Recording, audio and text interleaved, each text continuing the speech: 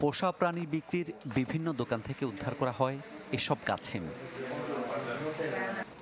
প্লাস্টিকের ব্যাগ এবং কাচের জারে বিক্রির সময় রাজধানী লিমা থেকে জব্দ করে পেরুর পুলিশ। আমরা ১৬৪টি কাছিম বাজেয়াপ্ত করেছি। বিক্রির সময় গ্রেপ্তার করেছি ৩ জনকে। দুর্ভাগ্যক্রমে এই কাছিমগুলিকে রাস্তায় বিক্রি করা হয়েছিল। প্লাস্টিকের ব্যাগ, কাঁচ ও প্লাস্টিকের পাত্রে ভয়ানক অবস্থায় রাখা হয়েছিল।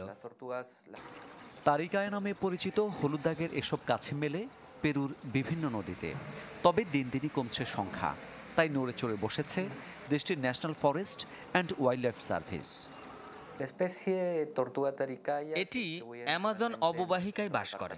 প্রাকৃতিকভাবে আমাদের লোরেটো, উকাআলি, মাদ্রে ডি ডিওস এবং সান মার্টিন অঞ্চলে পাওয়া যায়।